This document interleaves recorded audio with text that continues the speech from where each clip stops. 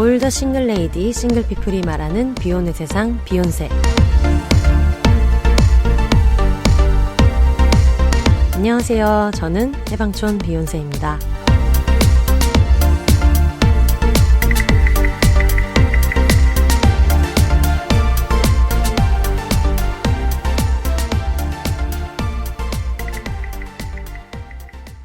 안녕하세요. 해방촌에서 글 쓰는 해방촌 비욘세입니다. 비혼입니다.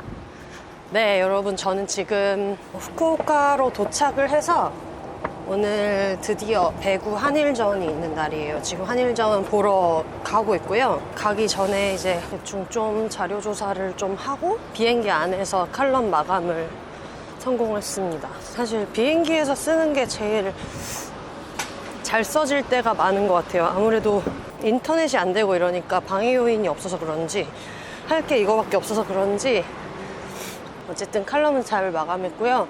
지금 여기가 고쿠라역이라고 이번에 VNL 세계선수권이 열리는 서일본 어디야? 서일본 종합전시장 신관 근처입니다. 보통 후쿠오카 오시는 분들은 그런 시내의 하카타역 이쪽에서 많이 묵으시는 것 같은데 저는 이제 잘 안 돌아다녀요. 그래서 그냥 경기장 가까운 쪽으로 한국 경기 있는 동안은 거의 그냥 경기장 한 걸어서 5분, 6분 거리 정도로 숙소를 옮겼고요. 지금 경기장으로 가고 있습니다. 지금 여기 고쿠라역에도 그 일본 대표팀 사진이 엄청 막 이렇게 있고 예전에 수원에서 VNL 경기를 했었던 적이 있는데 그때는 약간 이 정도로 이렇게 휘황찬란하게 안 했었어가지고 다음에 한국에서 세계선수권 할 때 좀 크게 해줬으면 좋겠다 이런 생각이 들더라고요.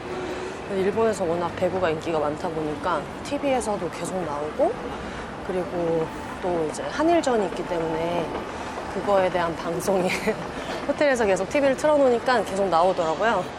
그리고 여러분 세상이나 한일전인데 또 이게 그 일본 국내에서 하는 거니까 우리 입장에서는 이제 어웨이고 일본은 이제 홈에서 경기를 하게 되는 거여가지고 심지어 한일전은 지금 매진된 상태입니다. 저는 좀 일찍 끊어서 좋은 자리에 가려고 일찍 끊어놨는데 한일전은 매진이 돼가지고 과연 이 난리 버거지 속에서 또 얼마나 재미있게 볼 것인가라는 생각이 들기도 하고 제가 한국에서 태극기 클래퍼를 가지고 왔잖아요. 근데 막상 가져와서 오늘 이제 나오면서 경기장 가는 길에 주섬주섬 태극기 클래퍼를 이제 넣으니까 기분이 지금 거의 뭐 독립운동하는 사람처럼 상당히 비장해지는 좀 못 느껴본 경험이에요. 예전에 한번 일본에서 유학할 때 친구가 한국 남자 배구를 좋아해가지고 그때 한번 같이 갔었던 적이 있거든요.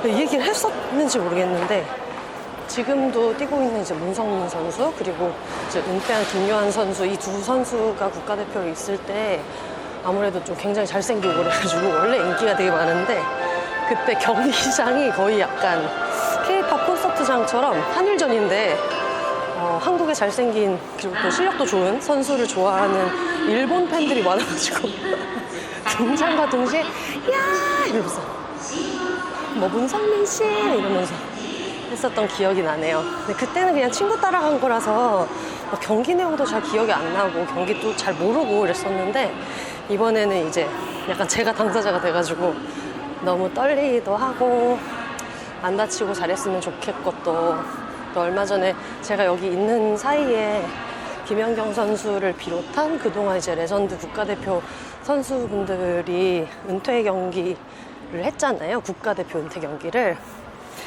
그거를 보고 나서 또 보니까 얼마나 부담이 많이 될까 싶기도 하고 해가지고 일단 저는 열심히 응원을 하도록 하겠습니다. 여기서 어떻게 가야 되지? 지금 제가 역을 뚫고 나와서 여기 있다. 역을 뚫고 나와가지고 그 육교 같은 데 있잖아요. 육교 구름다리 같은 데를 건너면서 가고 있어요. 여기서 걸어서 한 3, 4분 정도면은 가는 것 같아요. 그리고 막간을 이용해서 일본 북토크 후기를 따로 녹음을 할까 고민 중이지만 간단하게라도 얘기를 하자면 일본 청취자분들 많이 만나가지고 진짜 너무 신기했어요. 저는 한국 분들이 되게 많이 올 거라고 생각을 했거든요. 근데 한 분인가? 제외하고 다 일본 청취자분이 오셔가지고 인사도 한국어로 해주시고, 그리고 그 사인 받을 때도 자기 이름을 이제 일본어로 써가지고 이렇게 해주세요 하셔서 되게 좀 신기한 경험이었어요. 비욘세 너무 잘 듣고 있다 얘기해 주셔가지고 아마 이것도 듣고 계시겠죠? 다들 너무 반가웠다 이렇게 얘기하고 싶어요. 그리고 그 책이, 제 책이 저는 몰랐는데 북토크 할 때 말씀해 주신 게 일본에서 나온 비욘과 관련된 첫 한국 책이래요. 근데 그 뒤에 엄청나게 빠르게 다른 책들이 지금 계속해서 나오고 있다고 해가지고 뭔가 일본에서 비욘에 대한 관심 자체도 뜨겁지만 아무래도 좀 가깝고 문화적으로도 비슷한 점이 많고 그래서 그런지 한국에 있는 어떤 비혼 여성의 서사 같은 게 관심이 많은가 봐요. 그래서 굉장히 좀 반갑기도 하고 신기하기도 하고 그랬습니다. 편집자님도 드디어 얼굴 처음 봐가지고 너무 신기하고, 번역자님도 직접 얼굴 뵌 게 너무 처음이었고, 너무 금방이잖아? 사람 별로 없는데? 당연히 사람이 별로 없겠죠? 왜냐면 저는 지금 거의 4시간 전에 와 있기 때문에. 제가 항상 배구 보러 가면은 이렇게 뵀던, 기업은행 경기 보러 가면 자주 뵀던 분이 있는데, 이분은 저번 국가대표 경기도 막 되게 멀리도 가셨었거든요.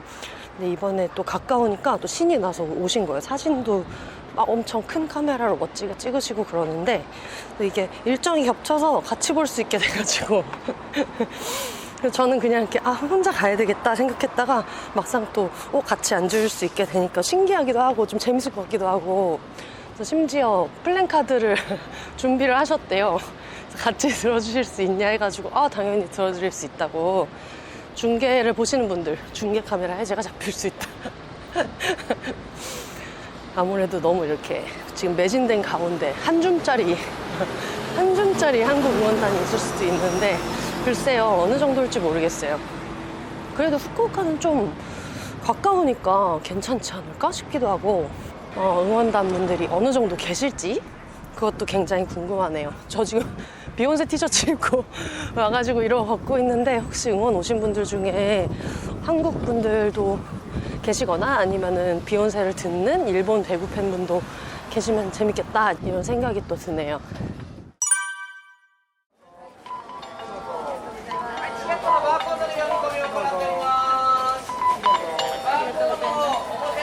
네, 여러분 방금 들으신 삑소리는 VNL 한일전 티켓을 확인하는 소리입니다. 바코드를 찍어서, 종이 티켓에 바코드를 찍어서 이제 입장 확인을 하고 있어요.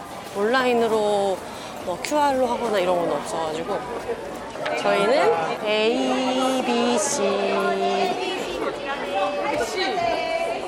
좌석을 지정을 할 때 구역만 지정하고 자세한 좌석 지정이 안 됐는데, 저희가 진짜 뽑기로 운 좋게 완전 센터에 앞에서 두 번째 줄 되게 좋은 자리를 잡았어요. 우와, 경기장으로 들어갑니다. 경기장 안에 화장실이 있어요. 그래가지고 지금 가고 있어요, 여기 앞으로. 방금 국가대표팀 코치진을 만났는데 녹음한다고 인사를 못했지.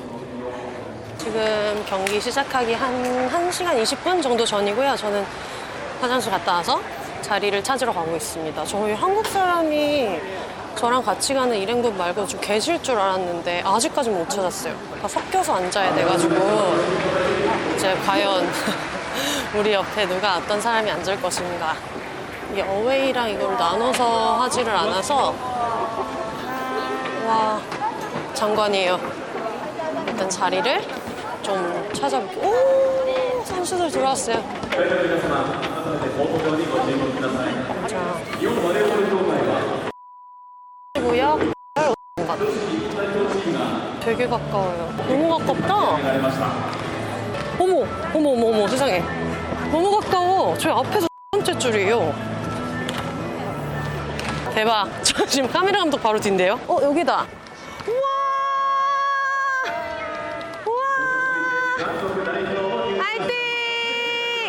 화이팅!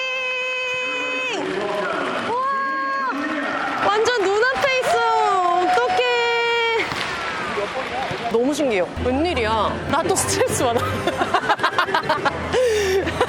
선수가 가까이 앉으면 스트레스 받는 그게 있는데 웬일이야. 아, 비더레즈 티 입고 왔으면 오늘 되게 망했겠네. 그렇죠. 일본 유니폼이 빨간색이어가지고. 와. 제가 지금 화장실에서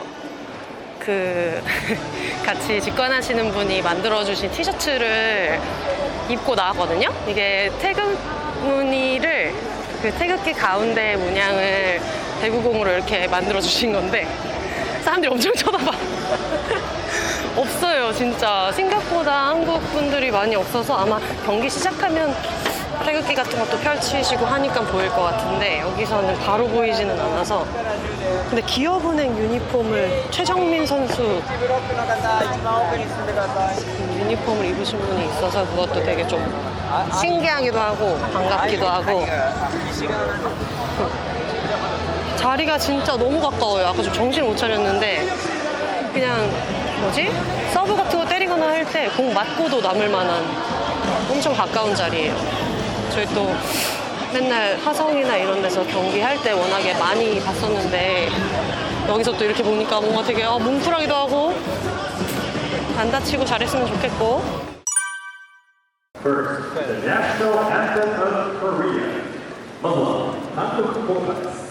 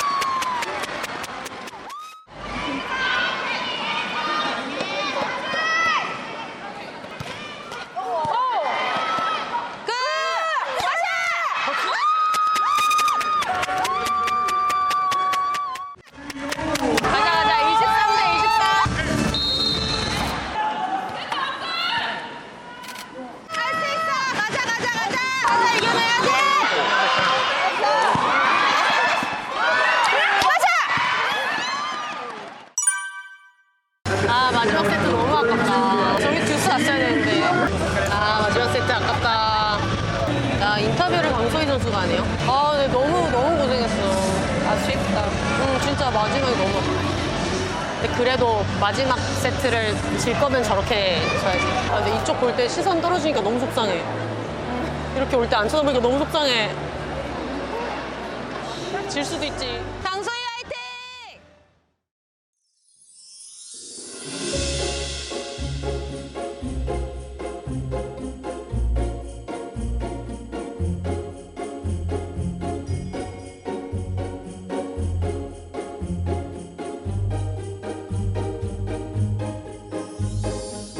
비욘세 팟캐스트를 가장 빠르고 가깝게 만날 수 있는 곳, 바로 비욘세닷컴입니다.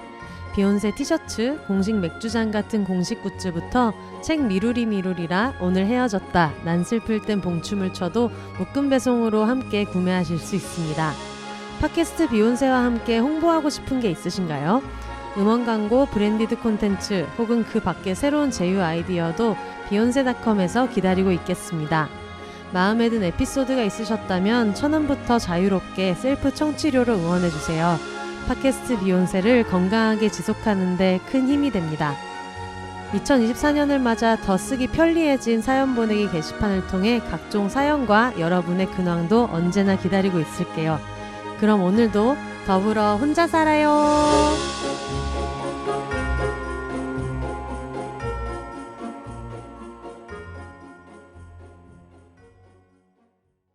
네, 경기 종료 후에 돌아왔습니다. 저는 지금 숙소고요. 이렇게 좀 식사하고 좀 이렇게 열 식히고 나서 들어왔습니다. 분위기상 봤을 때는 아시겠지만 이제 저희 팀이 아쉽게 패한 경기였는데 아쉬운 거는 어쩔 수 없는데 선수들이 너무 스스로 아쉬워하는 게 눈에 보여가지고 그게 진짜 너무 가슴이 박박 찢어지더라고요. 처음에 저희가 들어가서 막 이렇게 인사하고 할 때는 인사도 해주시고 근데 원래 다른 경기 할 때는 그냥 프로 경기 할 때는 그냥 이렇게 웬만하면 웜업에 집중하려고 하고 하는데 또 국가대표 경기고 하니까 여기저기서 한국말로 누가 이제 부르고 하면 한 번씩 쳐다봐 주시고 이렇게 했었는데 나중에 경기 끝나고 나서 상대방 코트에 있는 선수들이랑 악수를 하잖아요. 그럼 악수를 하다 보면 관객석 쪽으로 이렇게 얼굴이 보이게 이렇게 도는데 다들 뭔가 막 땅을 보고 좀 이렇게 눈을 안 보려고 하고 관객석 쪽으로 좀 고개를 안 들고 하는 걸 보니까 지는 거는 괜찮은데 원래 스포츠라는 게 지는 날도 있고 이긴 날도 있는 건데 그게 너무 좀 미안해하고 기죽어 있는 걸 보니까 미치겠는 거예요, 그게. 그래서 어떻게 뛰는지도 옆에서 다 지켜봤고, 홈 관중들 이렇게 많은 데서 응원하는 우리도 아무리 소리 박박 지르고 했지만은, 우리도 기가 좀 죽는데, 물론 프로 선수라서 우리랑 다르겠지만, 아무리 그래도. 근데 그런 와중에, 어쨌든 마음에 들지 않는 이제 결과가 나왔는데 그렇게 고개를 떨구고 이렇게 있으니까 너무 가슴이 아프더라고요. 너무 속상했었는데 어쨌든 또 남은 경기도 있고 내일도 경기가 있고 뭐 모레도 경기가 있고 앞으로도 경기가 쭉쭉쭉 있으니까 분명히 저희가 또 마지막 세트 때 분위기가 워낙에 좋았어서 이제 막 23대 23 동점 접전까지 갔다가 마지막에 이제 25점 세트포인트 이후에 이제 실점을 하면서 경기가 끝났는데 앞으로의 경기가 좀 더 기대되는 그런 경기여서 저는 되게 재미있게 봤고요. 근데 되게 웃긴 게 제가 고개 숙이고 이런 거 보니까 좀 그게 마음이 아팠다 이랬잖아요. 근데 제가 경기장 안에서 그 한국 이렇게 태극문이 그려져 있는 티셔츠를 입었잖아요. 같이 직관하신 분이 이제 막 준비해 와주셔가지고. 근데 그거를 입고 이제 퇴장을 하게 되는데 왠지 나는 좀 그런 느낌이 드는 거예요. 내가 지금 이걸 입고 있고 통로 지나가거나 이제 좌석 나갈 때 사람들이 이렇게 한 번씩 힐끗힐끗 쳐다보는 거, 저 사람 한국에서 왔네? 태극무늬 이렇게 티셔츠 입고 있네? 이런 느낌으로 이렇게 힐끗힐끗 보는 거예요. 원래 이제 일본 사람들이 사람 얼굴을 딱 쳐다보고 하지 않는데도 튀니까 어쨌든. 근데 그러다 보니 나갈 때 괜히 자존심이 상하는 거야. 이렇게 고개 숙이고 나가고 싶지가 않은 거예요. 근데 발밑이 어둡기도 하고 이러니까 좀 이렇게 보면서 가야 되잖아요. 좌석 사이사이를 걸어가야 되는데 근데 왠지 고개 숙이기가 싫다. 이런 이상한 오기가 생겨가지고 그래서 괜히 이렇게 앞을 보면서 눈알만 이렇게 그게 더 이상해 보이게 눈알만 깔아가지고 이제 눈동자로만 이제 밑에 아래 좌석 그 사이사이를 확인하면서 그러면서 이제 앞으로 나가서 퇴장을 했던 그래서 굉장히 좀 가슴이 아팠다. 가슴이 아팠지만 응원을 또 신나게 했기 때문에 그건 후회하지 않고 원래 배구라는 게 그렇잖아요. 지금 그 전에 했던 실점을 빨리 까먹고 이제 앞으로 나가는 게 중요한 스포츠니까 모든 스포츠가 그렇듯이 또 내일도 있고 또 모레도 있고 또 직관은 하지 못하지만 그 다음에 또 16일에도 또 경기가 있고 저는 귀국을 하겠지만은 하여튼 그렇기 때문에 정말 대한민국 선수는 너무너무 화이팅입니다.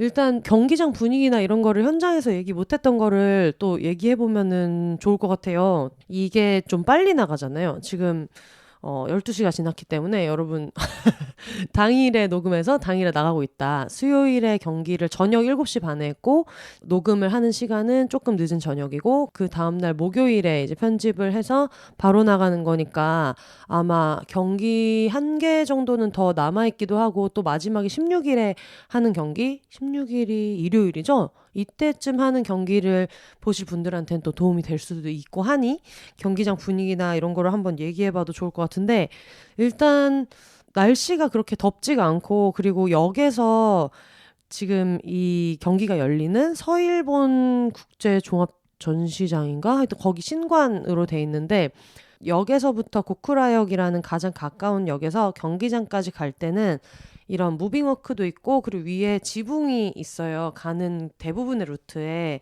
그렇다 보니 별로 그렇게 덥지는 않았어요. 그리고 바깥에서 대기할 일이 사실 많이 없고 그리고 저희 같은 경우에는 또 지정석으로 좌석 구매를 했기 때문에 없었는데 아마 일본전이 아닌 다른 모든 경기는 다 자유석이에요. 그래서 아마 좀 빨리 와야 되지 않을까 생각하실 수도 있지만 또 거꾸로 얘기하면 일본전이 아니기 때문에 관객이 그렇게 해외에서 온 팀 둘이 붙을 때는 그렇게 막 엄청나게 붙지를 않아가지고 그런 걸 생각한다면은 뭐 그렇게까지 막 땡볕에서 막 미친 듯이 기다리고 하는 일은 없을 것 같다는 생각이고요. 그리고 경기장 안에 말씀드렸던 것처럼 경기장 안에 화장실이 있는데 화장실을 아예 남자 화장실도 하나를 여자 화장실로 바꿔서 운영을 하고 이제 이런 식으로 하고 있어서 저희는 거의 매진된 경기를 보고 왔는데도 화장실 갈 때 그렇게 막 힘들지 않았어요. 줄도 많이 서지 않았고요. 그리고 안에서 음식을 먹을 수 있는지 모르겠어요. 근데 먹는 사람은 못 본 것 같아요. 금지되어 있는지는 확인하지 못했지만 먹는 사람도 못 봤고 바깥에 그런 푸드트럭은 있어요. 푸드트럭이랑 이렇게 뭔가를 사 먹을 수 있는 것들은 한쪽 구역이 있는데 일단 전시장 안으로 들어오면 그 안에서 뭐를 뭐 팔거나 하지는 않았고 근데 대신에 프로모션 하는 사람들이 있어서 그런 사롱 파스 같은 것도 하나씩 나눠주고 에너지 드링크도 하나씩 나눠주고 그 일본 선수들 그런 등신대가 있어서 옆에서 이제 같이 있는 것처럼 실제 크기여서 사진 찍을 수 있는 것도 있고 해서 여러 가지 이벤트들이 있어가지고 참여하시는 분들을 좀 많이 봤고요. 물론 저희는 그냥 왔다 갔다 하면서 뭐 화장실 정도 이용하고 그리고 커피도 저는 그 고쿠라 역에서 먹었어가지고 거기 있는 어떤 부대시설 이용을 하진 않았지만 이용을 하려면 할 수 있었겠다 이제 그런 생각이 들고 그리고 좌석이 시야가 진짜 좋아요. 그 말씀드렸잖아요. 앞에 선수들이 엄청 가깝다. 근데 물론 저희가 자리 자체가 앞에서 두 번째여가지고 가까운 것도 있는데 약간 어떤 느낌이냐면 이건 또 배구를 보신 분들만 이해할 수 있는 설명이지만 뭐 충무체육관, 대전에 있는 충무체육관이나 또 충무체육관뿐만이 아니라 대부분의 이런 배구장으로 만들어진 곳 같은 경우에는 앞사람이랑 단차가 되게 높아가지고 가끔은 이제 일어나서 이동할 때 오씨 앞으로 꼬꾸라지는 거 아니야? 하면서 막 무섭다고 생각할 정도로 좀 그런 편인데 여기는 그렇지는 않고요. 앞에서부터 이렇게 조금 완만하게 의자가 정렬이 돼 있어요. 그러니까 아마 여기가 배구 전용 경기장은 아닌 것 같고 이름 자체가 종합전시장 신관이니까 어떤 큰 공연장으로 많이 활용하는 컨벤션 센터 같은 거를 그 경기장으로 만든 느낌이었는데 그렇다 보니 장점은 각도가 완만해서 좌석 찾아갈 때 편하다. 나올 때도 편했고 그리고 단점은 아무래도 앞에 사람이랑 이 높이 차이가 그렇게까지 많이 안 나기 때문에 플랜카드 준비해 오셨거나 하신 분들은 안 보일 수 있겠더라고요. 근데 그렇다고 또 너무 높이 들면 뒷사람이 안 보일 것 같은 그런 느낌이에요. 보통은 이제 왜 완전 그 큰 계단 있잖아요. 우리가 계단용으로 만든 계단 말고 이걸 어떻게 설명해야 될까? 왜 옛날에 막 학교 운동장 같은 데 있는 막 시멘트로 된 계단 아닌 계단들 있잖아요. 이렇게 쭈르륵 앉아가지고 체육 시간 같은 데 앉아서 있을 수 있는. 사실 그럴 때 보면은 내가 딱 좌석에 앉았을 때 내 무릎 정도가 앞사람 뭐 어깨나 뭐 머리 뭐 이 정도까지 올 때가 있는데 여기는 그런 느낌은 아니었어요. 그냥 보는 시야를 가리지 않을 정도로 머리 하나 정도는 잘 보여서 경기 보는 데는 아무 지장이 없는데 만약에 내가 거기서 뭐를 들고 보여주고 싶다 하는 경우에는 작은 거를 좀 들어야겠다 그런 생각이 들었습니다. 참고로 진짜 일본 관객분들은 부채를 진짜 많이 드시더라고요. 우리가 항상 이런 뭐 해외 콘서트 같은 거 보면은 이렇게 동그랗게 크리스마스 트리 장식 바짝바짝 이런 거 해가지고 이렇게 그런 부채를 들잖아요. 그래서 부채 들고 계시는 분들이 되게 많아서 뭔가 TV에서만 보던 것을 여기서 보다니 이런 느낌이었고 그리고 응원하시는 분들도 막 이렇게 이름을 진짜 많이 가지고 왔는데 확실히 주장인 코가사리나 선수하고 그리고 이시카와 마유 선수 남매가 둘 다 국가대표 선수인데 특히 이제 오빠가 이시카와 유키라는 선수가 지금 이탈리아 리그에서 계속 뛰고 있는데 그 선수가 거의 원톱으로 인기가 엄청나게 많은 선수라고 하는데 여동생 이시카와 마유 선수도 워낙에 직접 보니까 정말 잘하고 인기가 되게 많더라고요. 그래가지고 여기저기 있는 그 이름들을 봤을 때 두 선수가 인기가 정말 많더라고요. 그리고 응원 문화가 너무 달라서 제가 뭐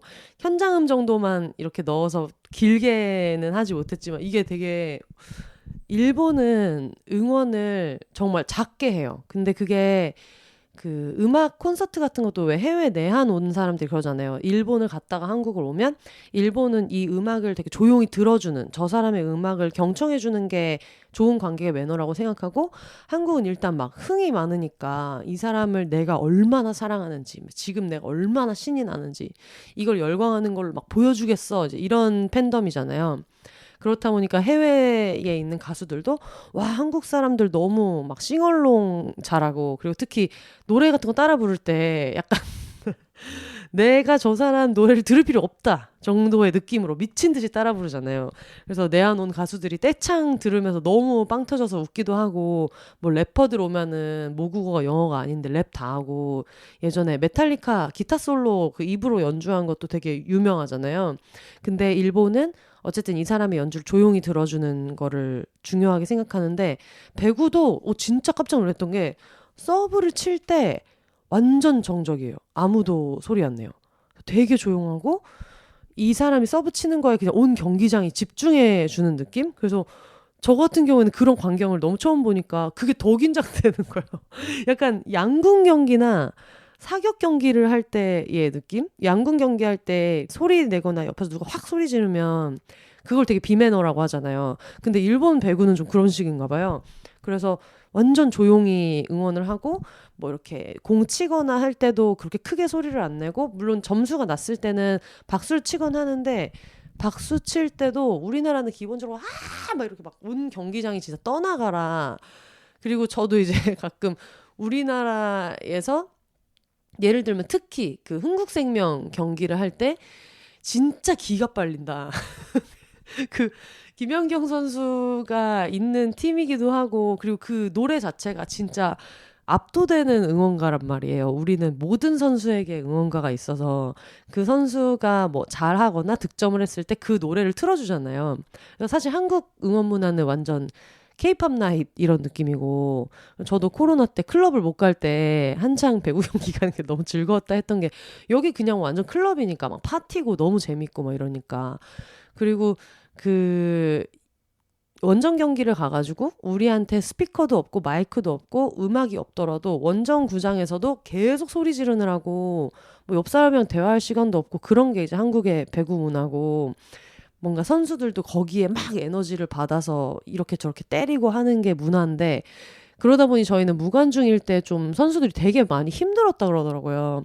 근데 여기는 무관중이어도 크게 힘들지 않았을 것 같다라는 게, 그냥 각자 딱 경기에만 집중하는 느낌이고, 어떤 관중석에서 막 소리를 지르거나 해서 에너지를 보내는 문화가 아닌 것 같았는데, 근데 이제 문제는 이런 거죠. 일본은 그런 문화인데 지금 한국이랑 경기를 하잖아요. 예전에 제가 세계선수권 할 때 중국이랑 미국전을 봤었거든요.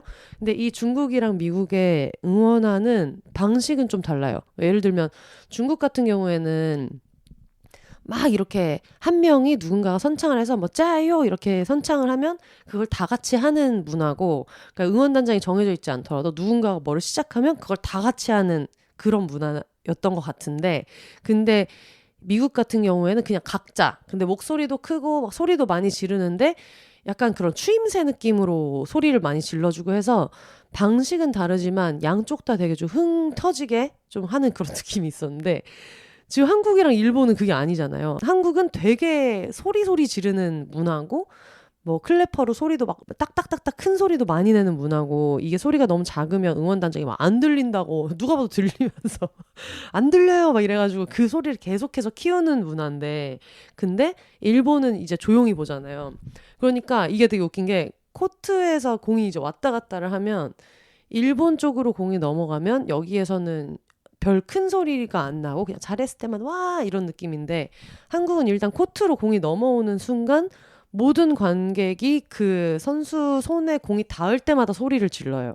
보통 3박자로 이렇게 하니까 공을 코트 너머로 넘어오면 배구 경기 같은 경우에는 1, 2, 3 세 번의 터치 안에 넘겨야 돼요. 그게 4번까지 가면 그거는 바로 실점이거든요. 그래서 3번에 맞춰서 보통 각 구단이 이런 응원하는 소리를 만드는데, 저는 IBK 기업은행이니까 뭐 IBK 이렇게 하는데, 한국 같은 경우에는 들으셨다시피 한국 빠샤 이렇게 한단 말이에요. 서브를 때릴 때도 소리를 점점 박자를 이렇게 고조시킨 다음에 빠샤 해서 이제 뭔가 다 같이 팬들이 다 같이 그 공에 힘을 같이 실어보내는 느낌인데, 이쪽 코트로 넘어갔을 때는 아무 소리가 없는데 이쪽 코트로 넘어오면은 막 시끄럽게 소리가 있는 거잖아요. 그리고 원래 그렇게 소리를 내는 게 만약에 다수면, 그러니까 예를 들어서 한국에서 하는 경기인데 일본 팀이 와 있으면 이쪽이 응원단도 소수겠지만 응원단이 많더라도 그렇게 시끄럽게 응원하는 응원 문화가 아니어서 그게 그렇게 위화감이 없을 수 있는데, 문제는 대다수의 그 팬들은 일본 관중들이 훨씬 많고 한국 관중들은 몇 명 없는 와중에 그렇게 소리를 지르니까 진짜 제가 말하는 소리가 다 들려요. 그리고 저희도 들으면서 오른쪽 뒤 한 둘째 줄 정도 뒤에 한국 사람 한 명 더 있다 이걸 알 수 있는 수준이니까 약간 좀 민망하기도 하고, 근데 민망하다고 해서 그 소리를 안 지르자니 안 그래도 지금 되게 열세 속에서 게임을 하고 있는데 선수들한테 크게 질러줘야겠다 이런 마음이 드니까 진짜 약간 야 이거는 약간 내 안에 내향인이 깨어나는 느낌? 하지만 어떤 사랑을 담아가지고 쥐어짜서 열심히 크게 응원을 했었고요. 좀 재밌었던 게 처음에 들어갈 때는 분명히 한국 팬 별로 없다 이렇게 생각했는데 들어가서 보니까 들어가서 봤을 때도 별로 유니폼 입으신 분이나 이런 분들은 많이 없구나 하다가 처음에 이제 하프타임에 중계 카메라가 잡아주잖아요. 뭐 이런 뭐 하트 만드는 캠도 있고 뭐 여러 가지 미션 같은 것도 시키고 하는데, 아무래도 이게 보통 이제 우리가 프로 구단에서 할 때는 어웨이 팀은 거의 화면을 하나도 안 잡아주거든요.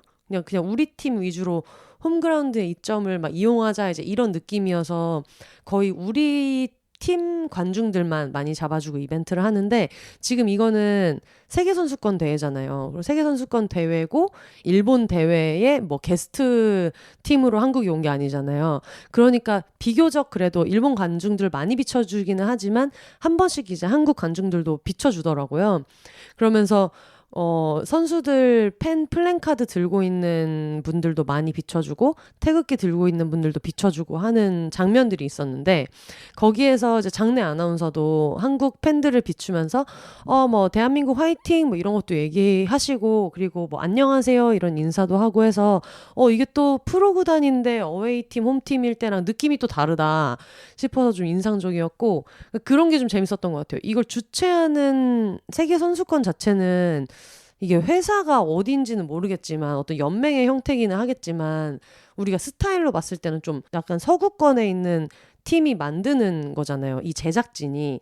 근데 그렇다 보니까 어떤 응원 문구나 뭐 그동안 늘 매년 하고 있는 이런 막 연호하는 소리 지르는 거나 뭐 진행하는 방식은 굉장히 웨스턴 이런 느낌인데, 경기장에는 일본 관중들이 다수고, 그리고 또 그 안에 박박 소리 지르는 한국 원정 팬들이 있는 이런 느낌이어서 좀 이 장면 자체가 재밌었어요. 그래서 경기 결과는 물론 졌지만 여행하면서 되게 할만한 재미있는 경험이다 생각이 들었고, 나중에 선수들이 이제 나올 때, 그러니까 물론 우리가 지고 나서 이제 일본 선수들 축하한다 이렇게 할 땐 저도 당연히 박수를 쳤고, 그리고 사실 저는 이번에 경기 보면서 느꼈던 게 우리가 뭐를 되게 못해서 졌다거나 뭐가 큰 문제가 있어서 졌다기보다는 그냥 일본 팀이 정말 잘해서 이긴 경기였어가지고, 와 진짜 멋진 장면들도 많았고 한국에도 많았지만 이제 일본 선수들이 플레이하는 장면도 멋있는 장면이 많았고 해서 저도 이제 이겼을 때 같이 뭐 박수도 쳐주고 이제 일본 뭐 이긴 걸 축하할 때도 같이 박수도 치고 했었는데,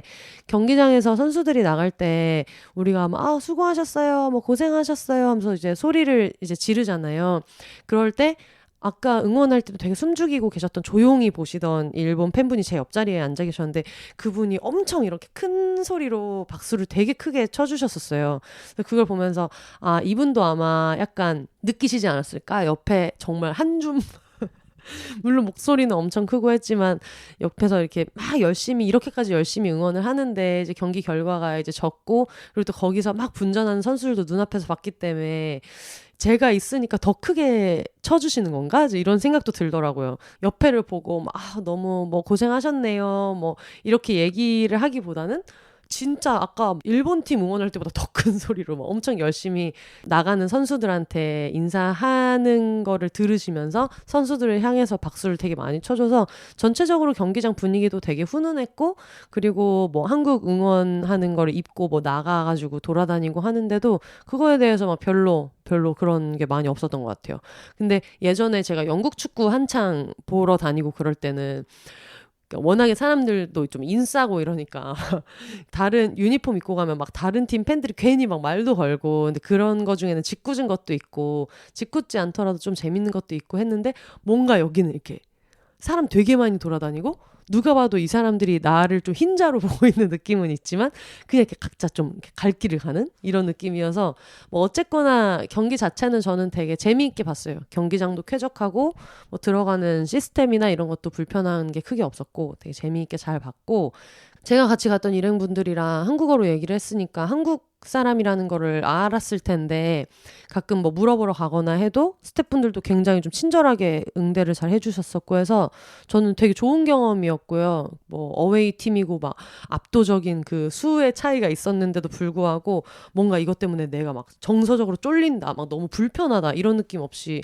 경기를 볼 수 있어서 좋았고, 오히려 약간 그런 일본 분들이 저희가 너무 소리를 박박 질러서 좀 깜짝 놀라는 기분 나빠 이런 느낌은 아니고, 쟤네 진짜 웃긴다 약간 이런 느낌으로, 쟤네 목소리 진짜 크다 약간 그런 느낌이어서 재밌었고요.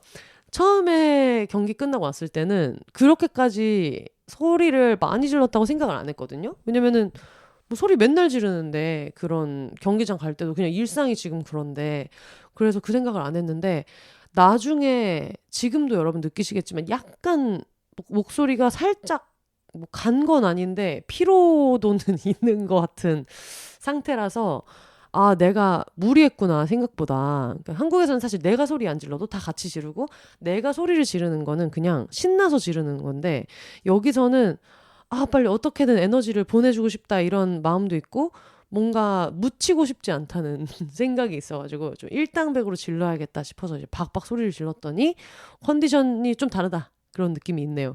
다음 경기가 지금 프랑스랑 같이 예정이 돼 있어요. 그래서 아마 후쿠오카에 살고 있는 뭐 프랑스 사는 교민들, 그리고 프랑스에서 오신 분들도 뭐 계실 수도 있겠죠. 근데 좀 아무래도 일본 홈에서 하는 건데 일본이 아닌 두 나라의 경기다 보니까 또 프랑스 사람들은 응원을 어떻게 할까 궁금하기도 하고, 이전 경기보다는 한일전보다는 조금 널널한 그런 좌석에서 널널하게 볼 수 있지 않을까 싶어서 이것도 이것대로 굉장히 재밌겠다 싶어서 기대가 많이 됩니다.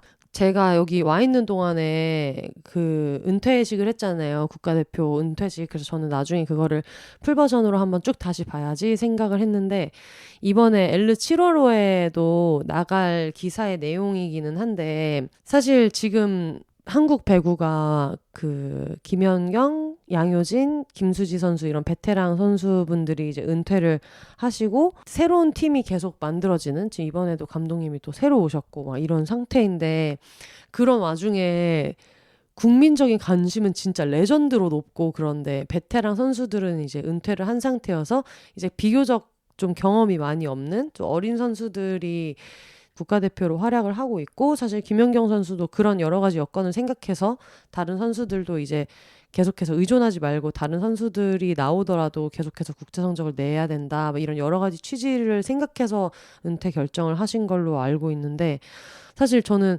보면서 좀 울컥하고 그랬던 게, 그냥 저도 바깥에서 볼 때는 몰랐거든요. 이거를 배구 덕질을 하기 전까지는 전혀 몰랐고, 그냥 뭐 올림픽 나오면은 뭐 웬만큼 또 잘하고 이러니까, 아, 그래도 뭐 어디랑 하면 뭐 일본은 이겨야지, 어디도 이겨야지 하면은 또 막 이기고 있어, 이기고 앉았어 다들 너무.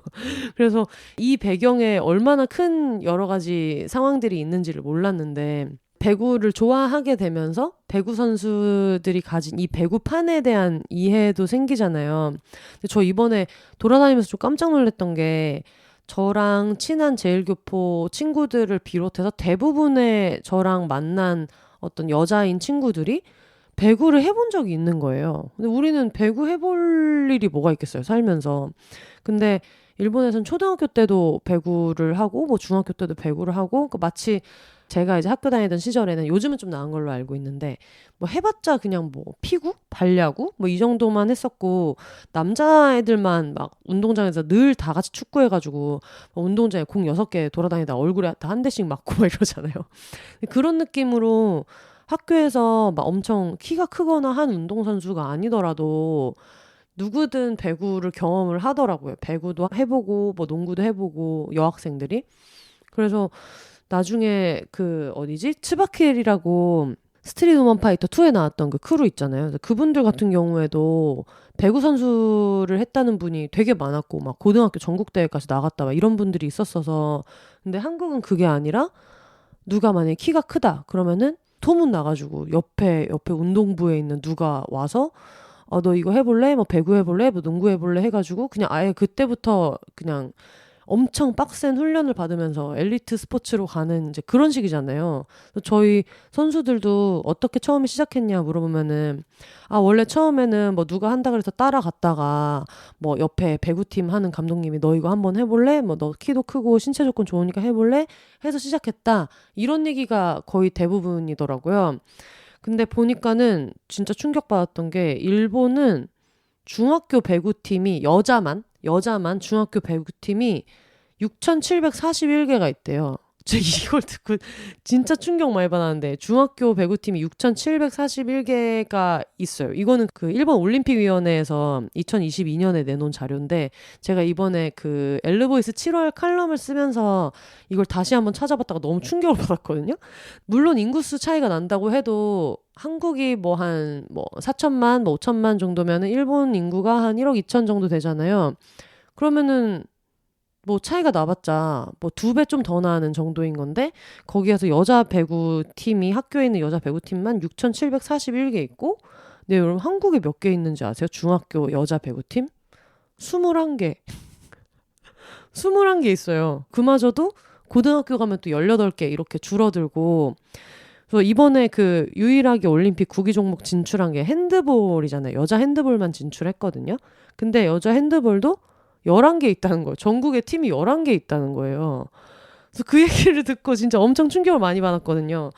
저도 이제 배구를 좋아하기 시작하면서 알게 된 건데 고등학교에 배구팀이 18개가 있는데 우리나라는 여자 대학부가 그렇게 잘 돼 있지 않아서 물론 대학부에 여자 배구팀이 있기는 하지만 내가 여자 배구로 쭉 해가지고 앞으로 배구 선수를 하겠다라고 하는 사람들은 거의 다 고등학교 때 신인 드래프트를 신청해서 그래서 뽑혀야 된단 말이에요. 그 드래프트에서. 그래야지 이제 프로로 넘어가는 건데 거기로 갈 수 있는 선수도 되게 적잖아요. 근데 이제 그 선수들 안에서 국가대표를 하고 해서 정말 좁은 판에서 계속해서 국제 성적을 내는 방식으로 하고 있는 거예요.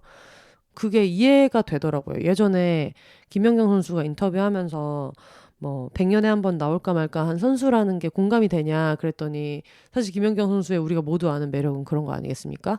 맞다. 100년이 지나도 나 같은 선수는 안 나올 수 있다라고 얘기하셨던 게 기억이 나고 근데 그때 다른 인터뷰에서 또 추가로 얘기했던 게 정확한 문장은 제가 생각이 안 나지만 하지만 제2의 김연경을 기다리면 안 되고 제2의 김연경이 나오지 않더라도 계속해서 성적을 낼 수 있는 시스템을 만들어야 된다는 얘기를 했었는데 제가 이번에 그 일본전 하는 거를 보면서 이게 진짜 그냥 뭐 엄청나게 특출난 한 명이 미친 듯이 잘해가지고 뭐 경기 전체를 뒤집는 선수가 있는 것보다 진짜 오랫동안 같이 훈련도 했고 어떤 되게 비슷비슷한 시스템으로 훈련한 사람들끼리 나오는 그런 조직력을 되게 많이 얘기하잖아요. 일본 배구를 얘기할 때.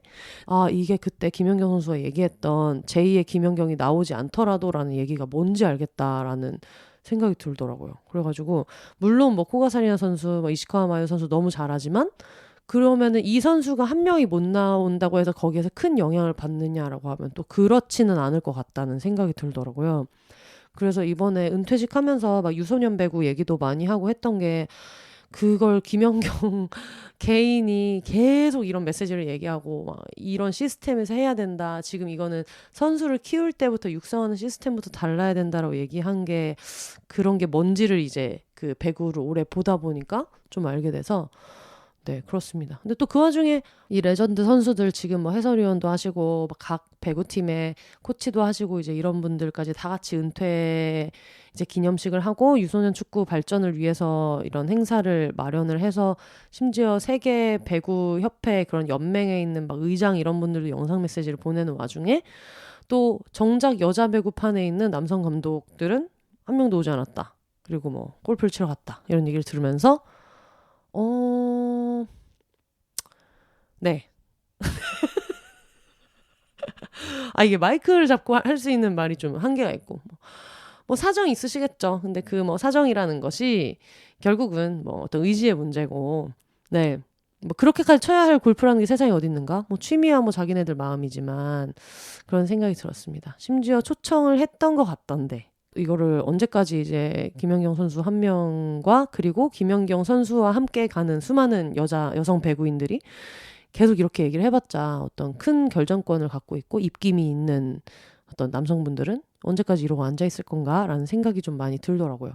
제가 아는 분이 예전에 대학교 때 농구 그런 관련된 잡지 기자를 하시다가 여자 농구 신인 드래프트 현장을 가신 적이 있었대요. 거기에서 여자 농구 선수들이 나와서 이제 드래프트를 막 이렇게 하는데 거기에서 지명이 안 되면 그 다음 기회가 별로 없잖아요. 그러니까 사실 프로 선수만 보고 지금까지 달려왔는데 이게 어떤 뭐 다른 일을 하면서 병행한 것도 아니고 이거 말고 다른 진로를 생각을 안 하고 진짜 그런 퇴로 없이 이거만 보고 달려왔는데 신인 드래프트 현장에서 선발이 안 됐을 때 그 어떤 여자 농구 선수가 고등학교 농구 선수가 화장실에서 정말 그 드래프트 그 현장에 있는 화장실에서 거의 숨이 넘어가도록 우는 거를 보고 그때부터 이제 이분이 그 은퇴한 선수에 한해서는 무료로 영어 과외를 하시기 시작해서 그걸 지금까지 계속 해오시고 있는 분이 계시거든요. 근데 그분이 얘기했었던 게 길이 너무 좁은데 그 다음에 어떤 대안을 마련해주지 않는 분위기다 보니까 이제부터 제2의 인생을 살아야 되는 입장에서는 되게 막막해하는 것 같아서 그때부터는 돈 안 받고 이제 이분이 해외 거주 경험이 되게 많으신데 영어 과외를 하신단 말이에요. 사실 지금 뭐 고등학교 18개밖에 없고 그리고 지금 여자 배구 구단의 한 팀 페퍼저축은행의 장소영 감독님 제외하면 다 남성 감독이란 말이에요.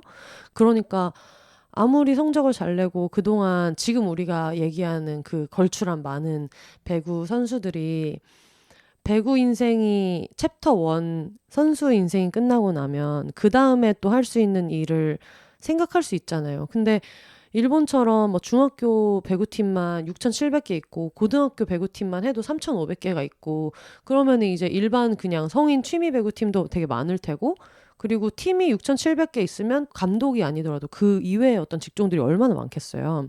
그러니까 그 다른 여러 가지 진로가 있을 수 있는데 한국은 그냥 딱 봐도 프로 감독들이 다 남자들이 꿰차고 있고 그리고 남자 선수들 같은 경우에는 대학부까지 갔다가 프로로 오는 사람들이 있어요. 그러니까 아마 그게 어떤 여자 지도자를 선임하지 않는 핑계 중에 하나이기도 하겠죠. 어쨌든 그런 학력이나 전문적인 교육 절차를 받은 사람을 지도자로 쓰겠다 막 이런 식의 이야기라면 근데 그런 거를 생각할 때 과연 내가 학부모라면은 그냥 선뜻 야 그래 너 배구 좋아하고 잘하니까 우리 배구 선수를 목표로 해보자라고 그렇게 쉽게 권할 수 있을까? 어떤 딸들이 이걸 하고 싶어 한다고 했을 때도 그래 네가 하고 싶은 데까지 얼마든지 해봐라고 편안한 마음으로 말할 수 있을까? 그런 생각이 드는 거예요.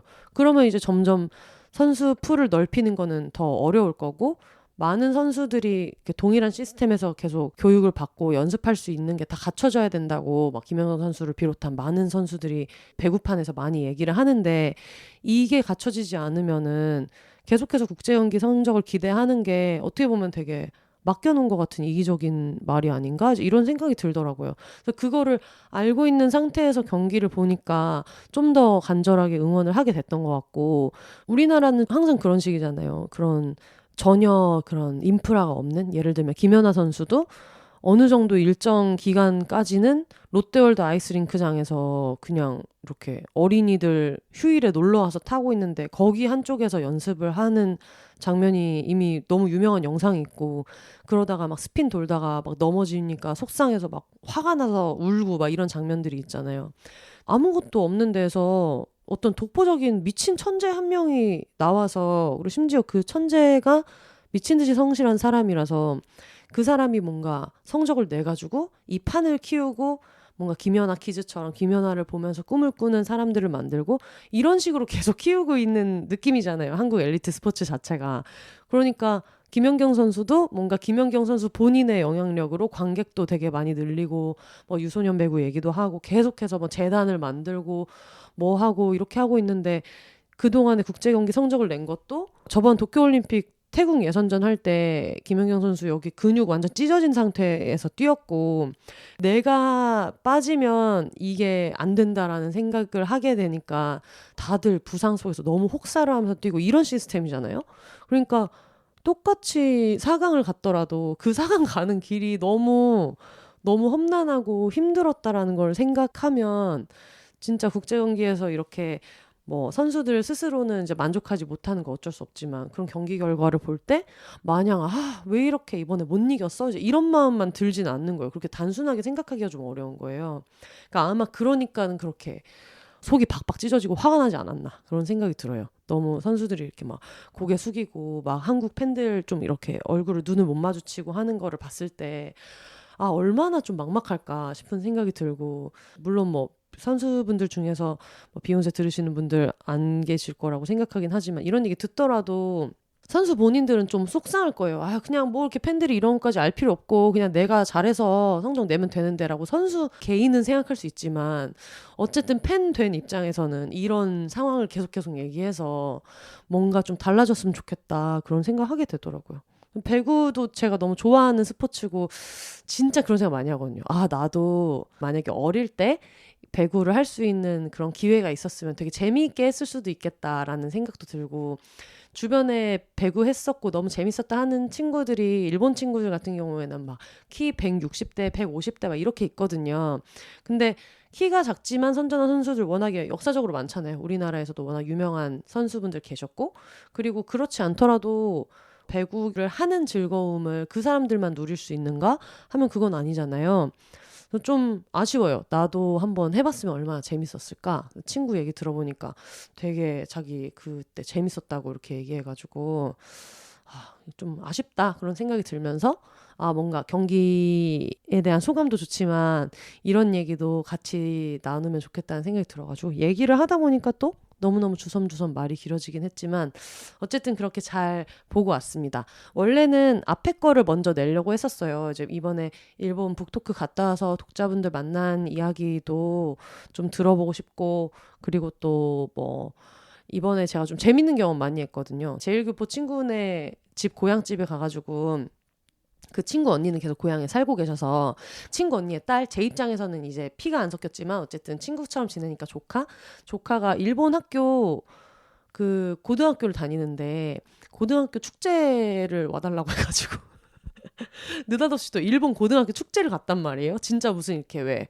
막 애들 나와가지고 막 밴드 공연하고 자기네끼리 막 플리마켓 해가지고 막 물건 팔고 막 이런 축제 있잖아요. 게임도 하고 막 베개는 얼마 뭐 여러분 오세요 해서 막 그런 호객행위 하는 일본 영화나 드라마에 많이 나오는 그런 장면의 축제도 갔었어가지고 거기서 현장에서 녹음도 조금 했고 관련된 얘기도 해보면 재밌겠다 생각을 해서 원래 그걸 먼저 내려고 했었는데 아무래도 어떤 이 뻐렁치는 마음을 빨리 얘기하는 것도 좋겠다 싶어서 오늘은 한일전에 갔다 온 이야기 그리고 한일전에 얽힌 여러 가지 들었던 생각을 많이 얘기했습니다.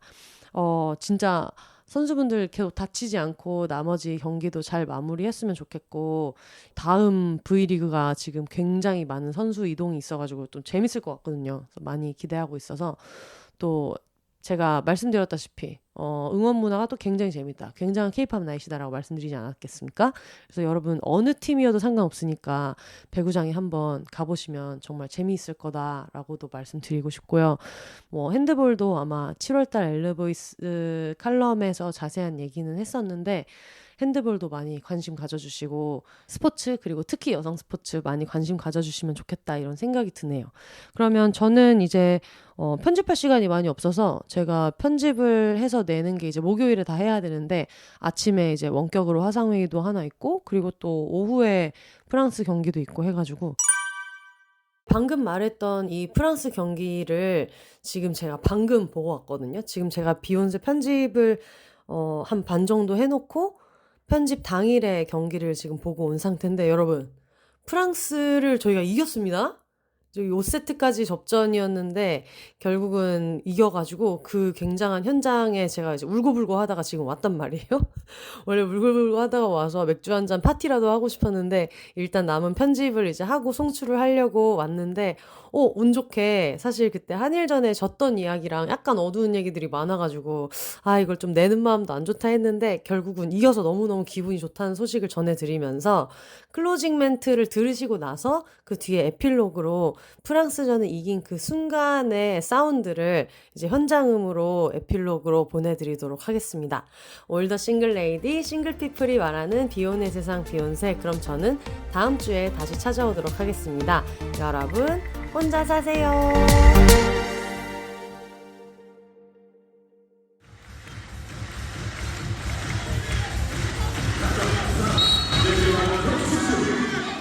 제발. 빠샤. 그렇지.